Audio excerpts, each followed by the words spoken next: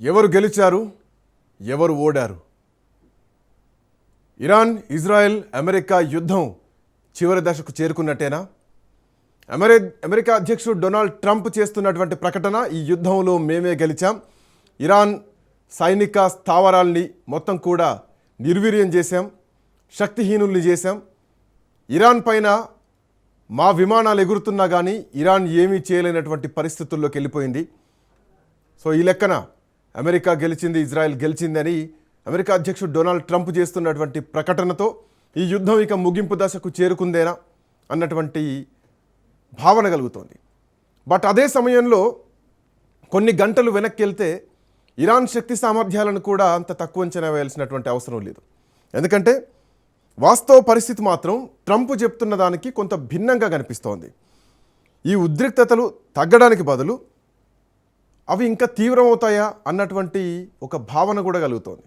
America అధ్యక్షుడు మేకపోతు గాంభీర్యం ప్రదర్శించినా కానీ ఇరాన్ ఎట్టి పరిస్థితుల్లో తక్కువ అంచనా వేయలేం. ఎందుకంటే దెబ్బతిన్న బెబ్బులిలాగా ఉంది ఈ ఇరాన్. సో ఇట్లాంటి పరిస్థితుల్లో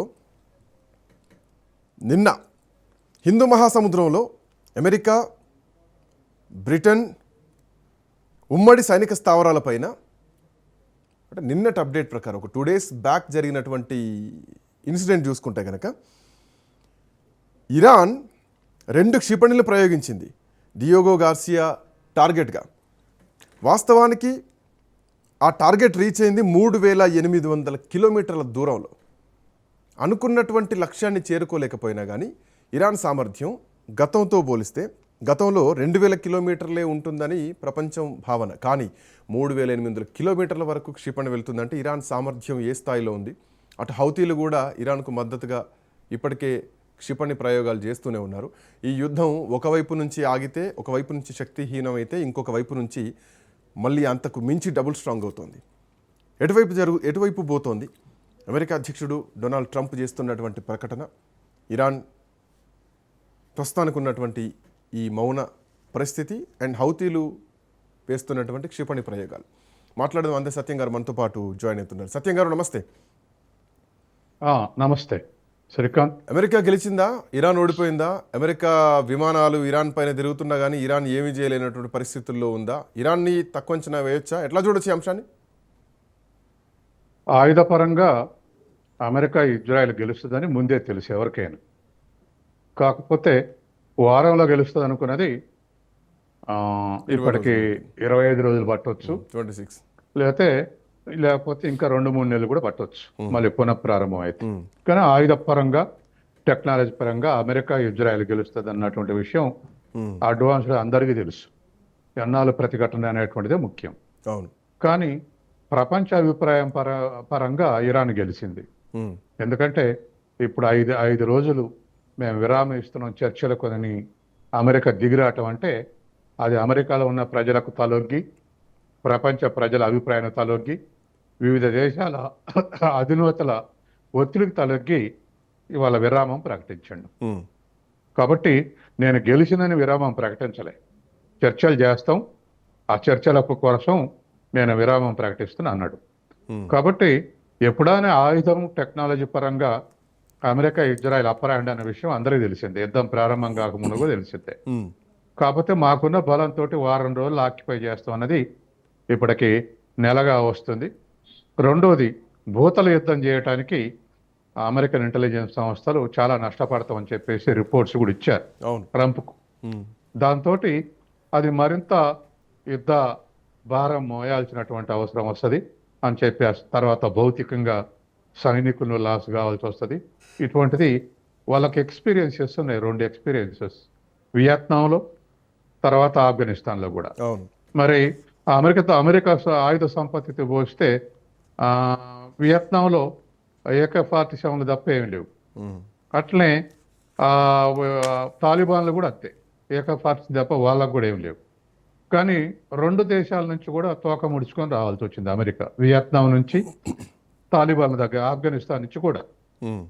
ఎందుకు అని అంటే భూతల యుద్ధంలో అమెరికా కిరాయి సైనికులు యుద్ధం చేయాలి, అంటే ఉద్యోగం కోసం చేసిన సైనికులు యుద్ధం చేయాలి. కానీ ఇరాన్ వాళ్ళ రెవల్యూషనరీ గార్డ్స్ కానీ, ఇరాన్ ప్రజలు కానీ మాతృభూమి కోసం యుద్ధం చేస్తారు. కాబట్టి తెగబడి కొట్లాడేటువంటి అవకాశం ఉంది. ఆఫ్ఘనిస్తాన్లో సైనికుల్ని బాగా నష్టపోయినామని చెప్పేసి అమెరికా ప్రకటించింది. అట్లాగే ఆర్థికంగా $1.7 ట్రిలియన్ అయింది. ఇంత ఖర్చు మాకెందుకని వెనక్కు తగ్గింది. ఆఫ్ఘనిస్తాన్తో పోలిస్తేనే రిలేటివ్లీ ఇరాన్ పవర్ఫుల్ ఆఫ్ఘనిస్తాన్ కన్నా. కానీ ఆఫ్ఘనిస్తాన్ నుంచి దీర్ఘకాలిక యుద్ధం చేయలేక వెనక్కి వచ్చింది. రేపు అమెరికా పరిస్థితి కూడా ఇరాన్లో అదే ఎదురయ్యింది. కాబట్టి $2 ట్రిలియన్ $3 ట్రిలియన్ ఖర్చు పెట్టాల్సి వస్తుంది. ఇప్పటికే వారానికి $10 బిలియన్ చొప్పున 3 వారాల్లో $30 బిలియన్ ఖర్చు పెట్టింది. తర్వాత వాళ్ళు తయారు చేసుకోవటానికి మళ్ళీ దీర్ఘకాలిక యుద్ధం చేయడానికి మరొక $200 బిలియన్ కావాలని రిక్విజిషన్ పెట్టింది. కాబట్టి ఇటువంటి పరిస్థితుల్లో అమెరికా ఆర్థిక సంక్షోభంలో ఉంది. పెద్ద ఆర్థిక వ్యవస్థే కానీ ఇప్పుడు 120 కిలోల మనిషికి కూడా జ్వరం వస్తే ఏమవుతాడు? ఆఫ్ కోర్స్, అవును. అట్లనే అమెరికన్ ఆర్థిక వ్యవస్థ పెద్దదే, $31 ట్రిలియన్. కానీ దానికి జ్వరం వచ్చిన్నది అంటే సంక్షోభంలో ఉన్నది. విదేశీ అప్పులు 125%. స్వదేశంలో ప్రజలు కూడా హ్యాపీగా లేరు ట్రంప్ పాలనతోటి. రేపు మధ్యంతర ఎన్నికలు వస్తున్నాయి కాబట్టి వన్ ఆర్ అదర్.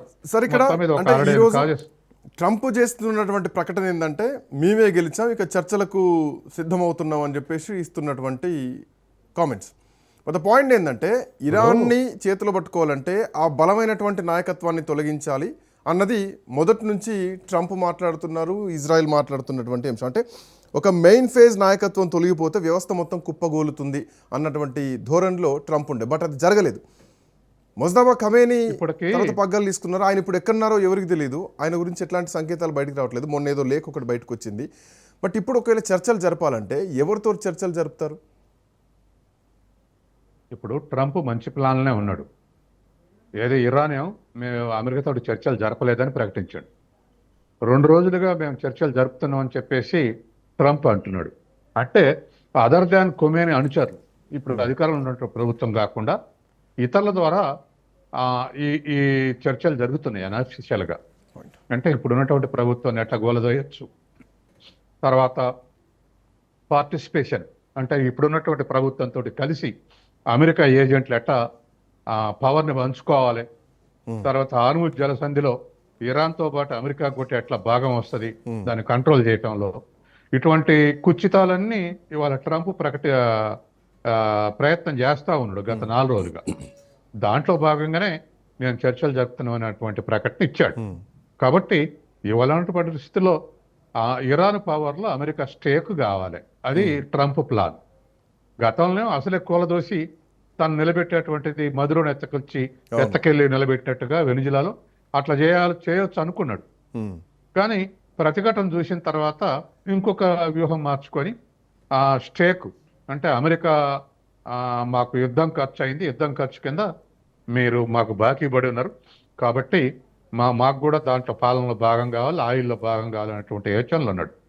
మనం ఇప్పుడు పాకిస్తాన్తో చూశాంగా, ఇండియా పాకిస్తాన్కు ఘర్షణ వస్తే పాకిస్తాన్కి సహాయం చేసి ఆ సహాయం కింద బెలుచిస్తాన్ వనరులు మేము తీసుకుంటాం అన్నాడు. అట్లాగే యూరోప్కి సహాయం చేసి మీ సహాయం కింద గ్రీన్లాండ్ తీసుకుంటాం, ఆడ మినరల్స్ ఉన్నాయి అన్నాడు. కాబట్టి యుద్ధానికైనా ఖర్చు, తర్వాత మీరు పెట్టినటువంటి నష్టం అని చెప్పేసి రకరకాల కారణాలతో ఇరాన్ పవర్లో స్టేక్ కావాలని ఇవాళ ప్రయత్నం. ట్రంప్ కూడా సార్ రకరకాల స్టేట్మెంట్లు ఇస్తున్నాడు. ఇప్పటికే నాకు తెలిసి ఒక 4-5 రకాల స్టేట్మెంట్ ఇచ్చారు. దీన్ని దౌత్యంగా చూడాలా, లేదంటే ఒక టైంపాస్ వ్యవహారం నడుస్తుందా, ఒక కాలయాపన లాంటి పరిస్థితులు ఏమైనా ఎక్స్పెక్ట్ చేయొచ్చా, లేదంటే ఇంకో ఏమైనా కొత్త కౌంట్ డౌన్ ఏమైనా చేస్తున్నారు అనుకోవచ్చా? ట్రంప్ వేగరంగా మాట్లాడతాడు, ఎప్పుడు అన్నమాట కట్టుబడి ఉన్నాడు. అది 4-5 రకాల మాటలు ముందు ఉంటాయి, దేనైనా ఇంప్లిమెంట్ చేయొచ్చు. ఆ పాటికి సలహాదారులు ఏ సలహా ఇస్తే ఆయన 5 తన సొంత ఆలోచనలు మానుకొని కూడా ఇతరుల సలహాని చేస్తుంటాడు. ఇవాళ ప్రకటన ఇచ్చాడుగా, విదేశాంగ మంత్రి నాకు సలహా ఇచ్చిండు యుద్ధం చేద్దామని. కాబట్టి ఇప్పుడు ఇజ్రాయెల్ దాడి చేస్తుంది, స్టిల్ ఇరాన్ మీద దాడి చేస్తుంది అంటే అది అమెరికా మీద దాడి చేసినట్టే వాస్తవం. అందుకని యుద్ధం ముగిసిందని మనం అనుకోవటానికి లేదు. ఇరాన్ కూడా ఇది కుట్రపూరితం కాబట్టి అమెరికా నమ్మనిచ్చే స్టేట్మెంట్ కూడా కరెక్టే. అందుకని తర్వాత రెండోది, సముద్రం ద్వారా వచ్చే సైనికులు చేరుకోవడానికి వారం పడుతుంది, ఆ వారం టైం కోసమే విరామం ప్రకటిస్తున్నాడు. అంటే భూతల యుద్ధం స్టార్ట్ చేయడానికి విరామం తీసుకొని సైనికులు చేరుకునేంత వరకే ఆ గ్యాప్ కోసం ఇది తీసుకుంటే ఇరాన్ అనుమానిస్తుంది. తర్వాత రెండోది, జెనీవాల చర్చలు జరుగుతుండగానే ఒమన్ మధ్యవర్తిత్వంలో ఇరాన్ ఇజ్రాయెల్స్ కలిసి దాడి చేసి ఖొమేనీని చంపేశారు అవతల చర్చలు జరుగుతుండగానే. గతంలో 12 రోజులు యుద్ధం చేసినప్పుడు కూడా, 2 నెలల కింద యుద్ధం చేసినప్పుడు కూడా చర్చలు జరుపుతున్నప్పుడే దాడి చేశారు. మొన్న కూడా చర్చలు జరుపుతున్నప్పుడే దాడి చేశారు. కాబట్టి ఇప్పుడు చర్చలు అంటున్నారు, పాకిస్తాన్ మధ్యవర్తిత్వం అంటారు. మధ్యవర్తిత్వం వచ్చే దేశాలు ఏ దేశాలైనా వాళ్ళు రెస్పాన్సిబిలిటీ తీసుకోవాలి, మళ్ళీ ఇరాన్ అమెరికా దాడి చేయనని. అప్పుడు మాత్రమే మేము చర్చలు జరుపుతామని ఇరాన్ అంటుంది. కాబట్టి ఇరాన్ అనేటువంటి అనుభవంతో వాళ్ళు ఇరాన్ చెప్పే అన్ని నిజాలే. కాబట్టి కన్నింగ్ ప్లే చేసి భూతల యుద్ధం స్టార్ట్ చేయటం, లేదా కన్నింగ్ ప్లే చేసి మళ్ళీ అటాక్స్ చేయటం, ఇటువంటివి ఉండింటే ఇప్పుడు ట్రంప్ చెప్పేటువంటి అరడజన మాటల్లో అవి కూడా ఇంప్లిమెంట్ అయ్యేటువంటి అవకాశం ఉంది. కాబట్టి ఇప్పుడే ఇరాన్ ఓడిపోయింది, అమెరికాను ఓడిపోయింది అనేటువంటి కన్క్లూజన్ రావటం రాంగ్. ఇంకా యుద్ధం ముగియలేదు, కుతంత్రాలు నడుస్తున్నాయి. కాబట్టి ఇవి ఈ కుతంత్రాల వెనుక సార్, ఈ కుతంత్రాల వెనుక ఒకవైపు మెయిన్ నాయకత్వం అంతా కూడా లేరు. ఖమేనీ, అయతుల్లా ఖమేనీ చనిపోయారు. ఆ ఖననానికి సంబంధించినటువంటి అప్డేట్స్ కూడా లేవు. మొజ్తబా ఖమేనీ ఎక్కడున్నారో, గాయపడ్డా, ఆయన నడిపిస్తున్నారా, ఇంకెవరు నడిపిస్తున్నారో అర్థం కాదు. అలీ లారిజాని వంటి సీనియర్ నేతలు కానీ, ఇస్లామిక్ రెవల్యూషనరీ గార్డ్ కోర్ కమాండర్లు కానీ, మిగతా ఈ దళాలకు సంబంధించినటువంటి స్టాఫ్ చీఫ్స్ అంతా కూడా చనిపోయినటువంటి పరిస్థితి. మొజ్తబా ఎక్కడున్నాడో ఎవరు తెలియదు. వీళ్ళని ఎవరు నడిపిస్తున్నారు? ఇరాన్ ఇంత శక్తి సామర్థ్యంగా ఉండడానికి గల కారణం ఏంటి? ఐఆర్జీసీకి వాళ్ళకు ట్రైనింగ్స్ ఉన్నాయి. ఎందుకంటే ముందే తెలుసు అమెరికన్ అటాక్లో చాలా మంది చనిపోతారని. నెక్స్ట్ టు టేక్ రెస్పాన్సిబిలిటీ అనేటువంటిది వాళ్ళకు ఒకటి నేర్పారు. కాబట్టి చనిపోయిన వాళ్ళ గురించి లెక్క చేయకుండా బతికినోళ్ళ నాయకత్వం వహించేటువంటి స్థితి ఇవాళ కొనసాగుతూ ఉంది. కాబట్టి ఇవాళ మొర్తజాని ఈ ఖొమేనీని నాయకుడుగా డిక్లేర్ చేసినప్పటికీ దాని అడ్మినిస్ట్రేషన్ నడిపేయడం అనేటువంటిది ఇప్పటికి కూడా ఐఆర్జీసీ నడిపిస్తుంది. కాబట్టి ఇవాళ ఉన్నటువంటి పరిస్థితుల్లో వాళ్ళకు నాయకత్వం ట్రంపే విస్తుపోతున్నాడు. మెయిన్ నాయకులు చంపేస్తే సరెండర్ అవుతారు అనుకున్నారు.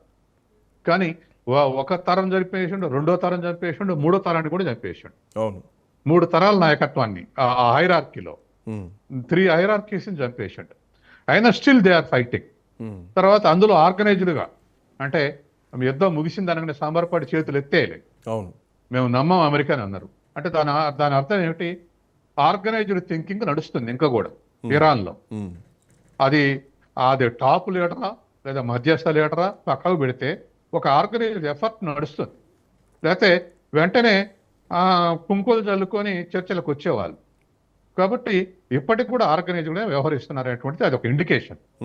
మేము మా మీద దాడులు చేయమని ఇంత అంతర్జాతీయంగా హామీ ఇస్తేనే ఉపసంహరించుకుంటాం అన్నారు. తర్వాత మధ్యవర్తిత్వం వహించే దేశాలు మాకు రెస్పాన్సిబిలిటీ, అకౌంటబిలిటీ ఉంటేనే ఉపసంహరిస్తాం. ఇదంతా ఆర్గనైజ్డ్ ఎఫర్టే.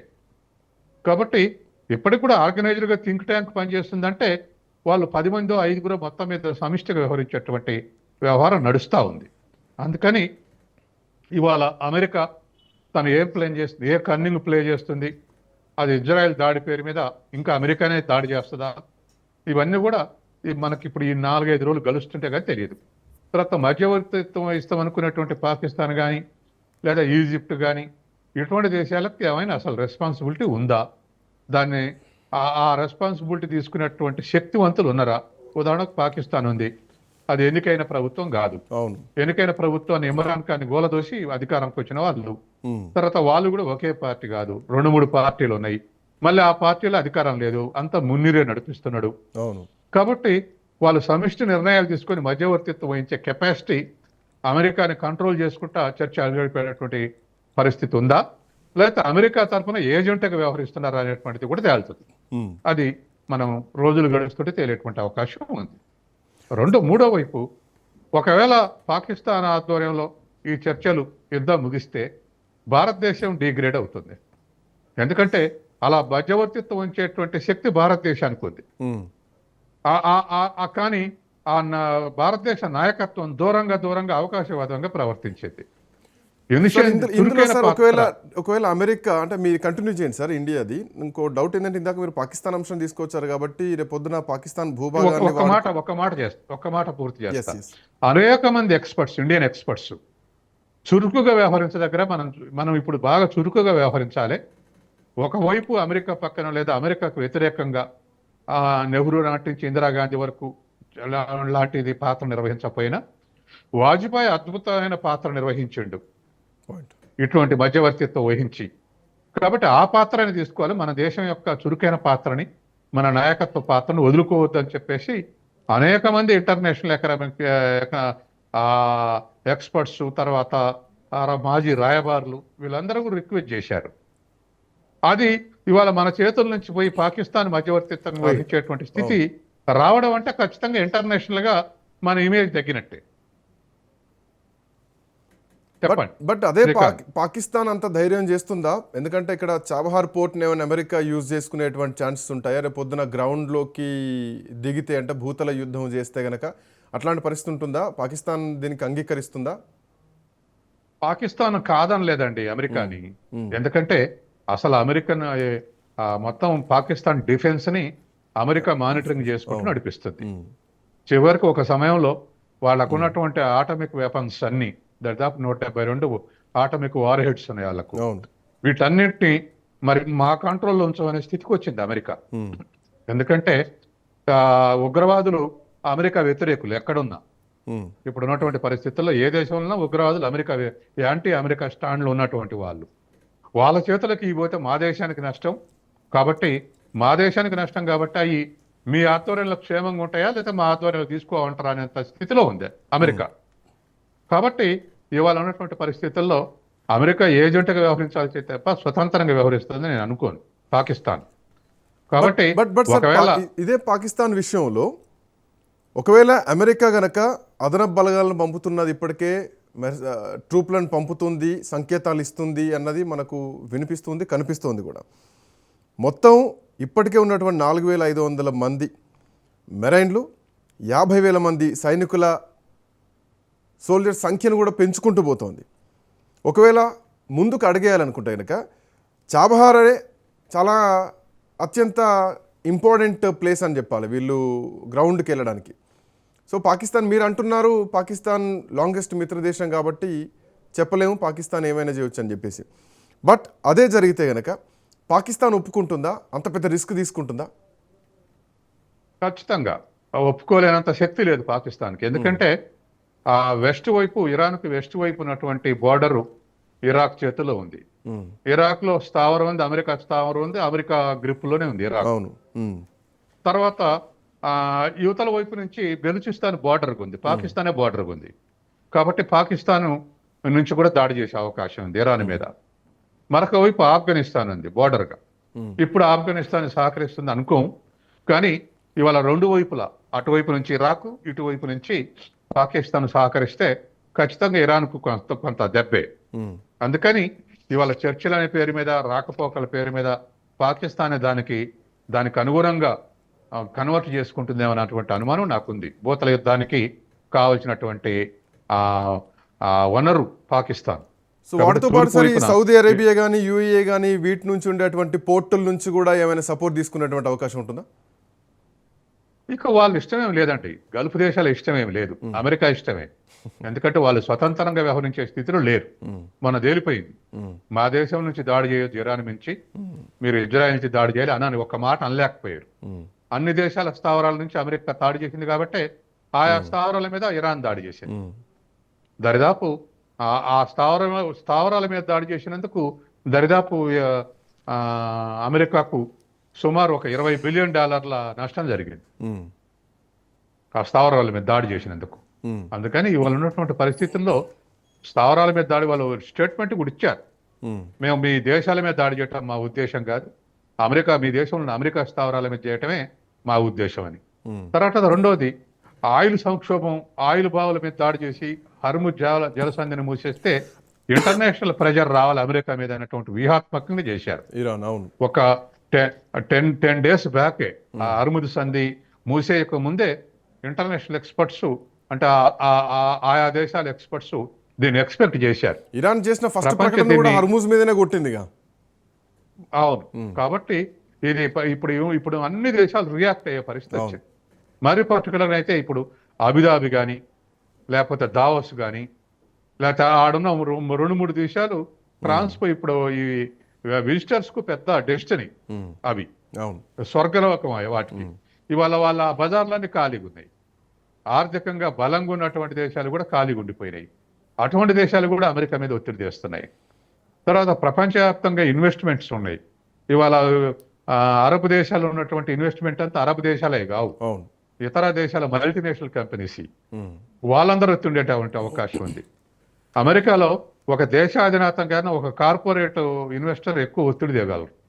ఎందుకంటే అమెరికన్ గవర్నమెంట్ ఉన్నదే కార్పొరేట్ల యొక్క పర్పస్ సర్వ్ చేయడానికి. ఇతర దేశాల పెట్టుబడులు కావాలంటే ప్రభుత్వాలతో చర్చించి వాళ్ళ క్యాపిటల్ ఫ్లో కావటానికి, లేదా ఇతర దేశాల నుంచి ఇంపోర్ట్ చేసుకుంటే ఫ్రీగా ఫ్లో కావటానికి ఇవన్నీ అమెరికన్ గవర్నమెంట్ అరేంజ్ చేస్తుంటది. కాబట్టి ఇవాళ ఉన్నటువంటి పరిస్థితుల్లో ఈ ఒత్తిళ్లన్నీ కొనసాగుతున్నాయి అమెరికన్ ట్రంప్ మీద.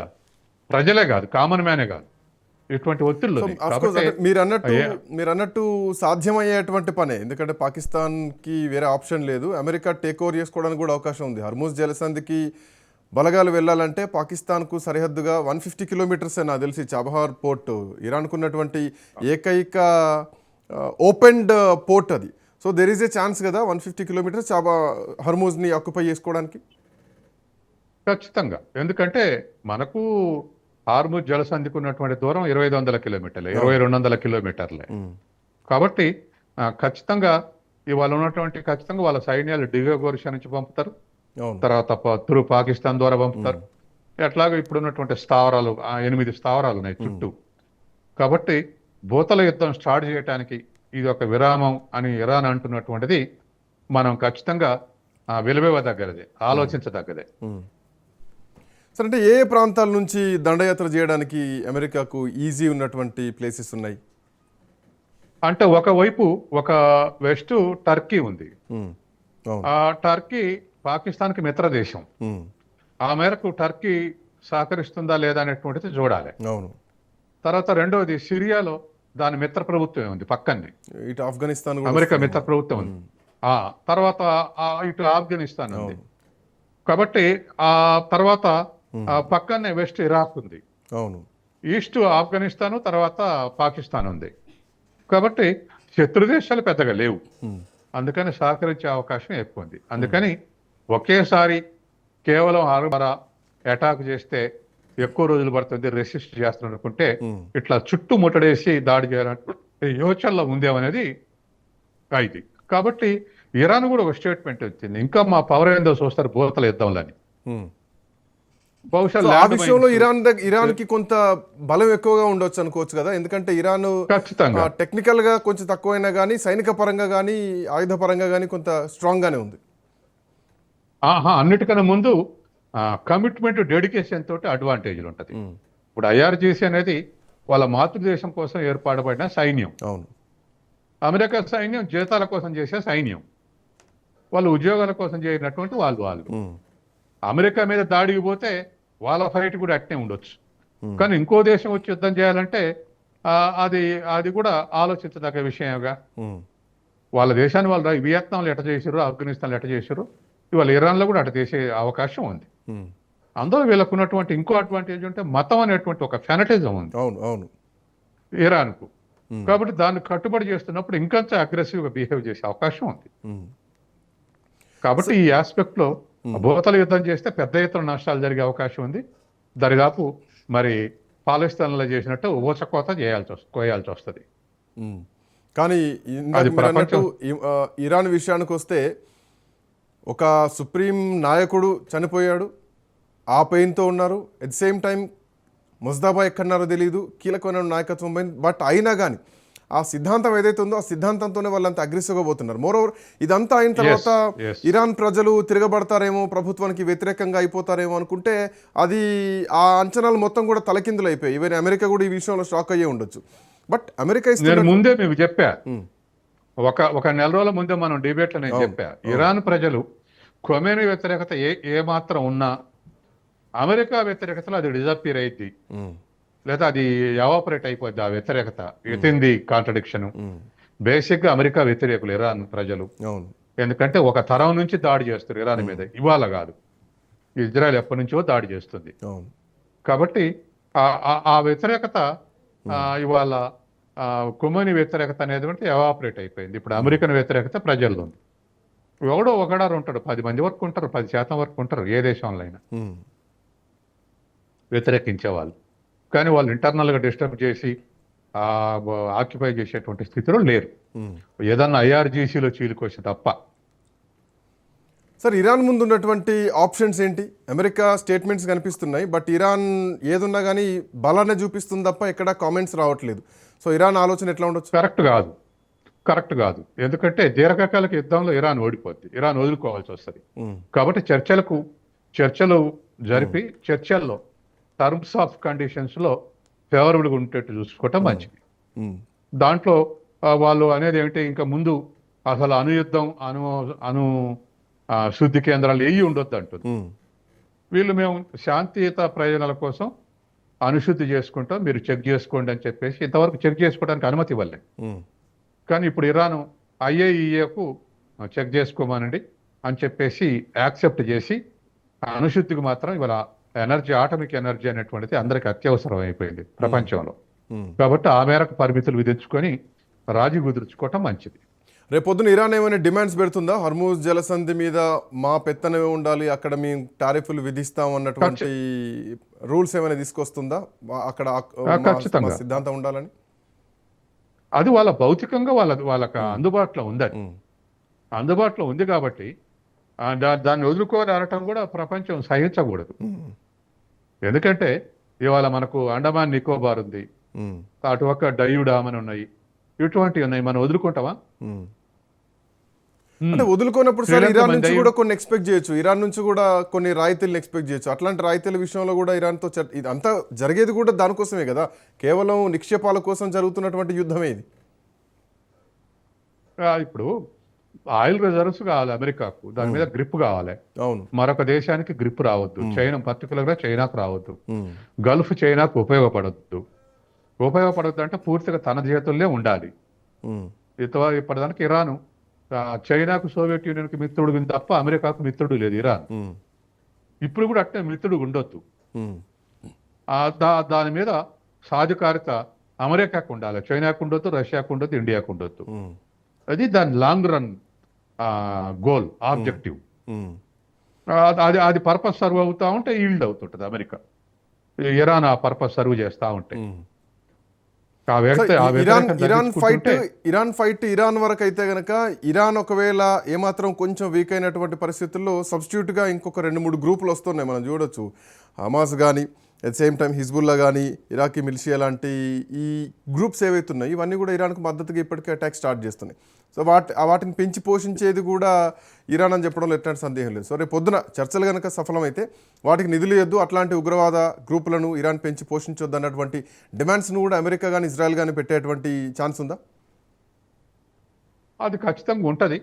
ఇరాన్ కూడా పెద్దగా దానికి ఎంకరేజ్ చేయాల్సిన అవసరం లేదు, తమ దేశ భవిష్యత్తు దృష్ట్యా చేయాల్సినటువంటి అవసరం లేదు. తర్వాత విత్ ఇన్ ది కంట్రీస్, ఇప్పుడు లెబనాన్లో కానీ, ఒమాన్లో కానీ, ఇప్పుడు అనుకున్నటువంటి తర్వాత పాలస్తీన్ కానీ, ఈ గ్రూపులు అక్కడ ఉన్నటువంటి ప్రభుత్వాలకు వ్యతిరేకమైన గ్రూపులు కావు. ఆయా ప్రభుత్వాలు న్యూట్రల్గా ఉంటున్నాయి. ఆర్థిక సహకారం ఇరాన్ చేస్తుంది అనేటువంటిది అభ్యంతరం. కాబట్టి ఆ పరిస్థితుల్లో వాళ్ళు సర్వైవ్ కావడం పెద్ద కష్టం కాదు. ఇరాన్ యొక్క సహకారం లేకుండా కావచ్చు, దాడులు చేయాలంటే ఆసక్తి లేకపోవచ్చు, కానీ గ్రూప్ సర్వైవ్ కావడానికి ఆయా దేశాల్లో ఉన్నటువంటి ప్రభుత్వాలు కూడా మిత్రులే వాళ్ళకు. అది సో వీటితో పాటు ఇరాన్లో అమెరికా స్థావరాలు చాలా ఉన్నాయి. సో వాటి విషయంలో ఇరాన్ ఏమైనా డిమాండ్ చేసేటువంటి ఛాన్స్ ఉంటాయా? భవిష్యత్తులో ఈ గల్ఫ్ దేశాల్లో అమెరికా స్థావరాలు ఉండకూడదు అన్నటువంటి డిమాండ్స్ కూడా పెట్టే అవకాశం? డిమాండ్ ఒకటి పెడతాది, ఖచ్చితంగా డిమాండ్ ఉంటుంది. గల్ఫ్ దేశాల్లో అమెరికా స్థావరాలు ఎత్తేయాలని మన స్టేట్మెంట్ వచ్చింది ఇరాన్ నుంచి. కాబట్టి ఖచ్చితంగా ఆ కాంట్రవర్సీ ఉంటాయి. కానీ ఎన్ని వైరుధ్యాలున్నా ఎవరి ప్రయోజనాలు వాళ్ళకు ఉన్నాయిగా, ఆ ప్రయోజనాల దగ్గర రాజీ పడాల్సి వస్తుంది. సో ఇక్కడ ఫైనల్గా ఒక రాజీ కోసమే చర్చలు జరుగుతున్నాయి. ఎవరో ఒకరు తగ్గాల, లేదంటే నాయకత్వం పోతుంది, లేదంటే మొత్తం టేక్ ఓవర్ చేసుకుంటుంది. ఇరాన్ పూర్తి స్థాయిలో నిల్చున్నటువంటి పరిస్థితులు లేదు. ఇక ఇరాన్ తలొగ్గాల్సిందే ఎంత అగ్రెసివ్గా ఉన్నా కానీ. ఒక వియత్నాం లాంటి పరిస్థితి మాత్రం ఇక్కడ ఖచ్చితంగా. ఉండకపోవచ్చు కదా. సో తొందరలోనే స్లాట్ అవుట్ అవ్వచ్చు, ఎంతకాలం పట్టవచ్చు? ఆ, ఖచ్చితంగా. ఎందుకంటే ఇరాన్కి తక్షణం వచ్చే బెనిఫిట్ లేదు. పోరాడాలి ఒక 5 ఏళ్ళు 10 ఏళ్ళు భూతల యుద్ధంలో, ఆఫ్ఘనిస్తాన్ వియత్నాం లెక్క. అందుకు సిద్ధంగా లేకపోతే కొన్ని ఈల్డ్ కావాల్సి వస్తుంది. ఇప్పుడు ప్రపంచవ్యాప్తంగా ఇంత 147 కోట్ల భారతదేశం ఈల్డ్ అవుతుంది. అవును. అమెరికన్ డిమాండ్స్ కు చాలా ఈల్డ్ అవుతుండగా రోజు ఒకటి అవపడుతుంది కదా మనకు. కాబట్టి మరి ఇరాన్ మొండికుంటే ఎట్ట కుదురుద్ది? అమెరికాని వ్యతిరేకించడంలో, అమెరికాని కంట్రోల్ పెట్టేట్లో అన్ని దేశాల యొక్క పాత్ర ఉంటే కంట్రోల్ ఉంటుంది. ఏ దేశానికి ఆ దేశాన్ని దాడి చేస్తున్నప్పుడు మిగతా వాళ్ళంతా సైలెంట్ ఉంటే అమెరికా చేస్తూనే ఉంటుంది. రైట్. రష్యా జోలికి కూడా పోయిందిగా మొన్న అవును. యుక్రెయిన్ విషయంలో. రష్యా దగ్గరికి ఒడ్డు వరకు పోతే వాళ్ళు రౌండ్ అప్ చేశారు రష్యా వాళ్ళు. అవును. మళ్ళీ ఆ నౌక ఎక్స్కేప్ అయిపోయింది. ఉమ్. అందుకని ఈ ఆస్పెక్ట్ ఆలోచించినప్పుడు బలహీనమైన దేశాలు కొన్ని ఈల్డ్ కావాల్సి వస్తుంది. వరుసపై ఈల్డ్ అవుతూ వస్తున్నారు. ప్రపంచవ్యాప్తంగా ఒక రాజకీయ ఏకాభిప్రాయం రానంత వరకు అమెరికన్ ఈ దుశ్చర్యలు చేస్తూనే ఉంటుంది. రైట్ సార్, థ్యాంక్ యూ సత్యం గారు, thanks for joining. Thank you. So ఈ యుద్ధం ఇంకెటువైపు జరగబోతోంది, ఎటువైపు దారితీయబోతోంది? ఒక ఆధిపత్యం కోసం జరుగుతున్నటువంటి యుద్ధంలో ప్రపంచ దేశాలన్నీ కూడా బలైపోతున్నాయి. సామాన్యుడు ఈరోజు ఇబ్బందులు పడాల్సినటువంటి పరిస్థితులు వస్తున్నాయి. ఈ యుద్ధం ఇంకెంతకాలం నడుస్తోంది? ఇరాన్ ముందున్నటువంటి ఆప్షన్స్ ఏమిటి? ఇరాన్ డిమాండ్లకు అమెరికా తలొగ్గుతుందా? అమెరికా ఇప్పుడే 15 షరతులను పెట్టడం జరిగింది. సో వాటికి రియాక్టెడ్గా ఇరాన్ కూడా రియాక్ట్ కావడం జరిగింది, వాటి కౌంటర్గా. హర్మూజ్ పైన తమ ఆధిపత్యం ఉండాలని ఇరాన్ డిమాండ్ చేస్తోంది. వాటిపైన టారిఫ్స్ కూడా మేము విధించాలనుకుంటున్నాం అన్నటువంటి డిమాండ్ చేస్తోంది. మరి దీనికి ఎట్లాంటి పరిణామాలు ఉండబోతున్నాయి? అగ్రనాయకత్వాన్ని కోల్పోయినటువంటి ఇరాన్ సైనిక శక్తితోనే ముందుకు పోతుందా? ఒకవేళ గ్రౌండ్ బ్యాటిల్ జరిగితే గనక తట్టుకునే సామర్థ్యం ఇరాన్కుందా? జరిగితే ఎంతకాలం ఉండొచ్చు? ఇప్పటికే ప్రపంచం ఆర్థికంగా కుదేలవుతోంది. చూద్దాం ఎట్లాంటి పరిణామాలు ఉండబోతున్నాయో.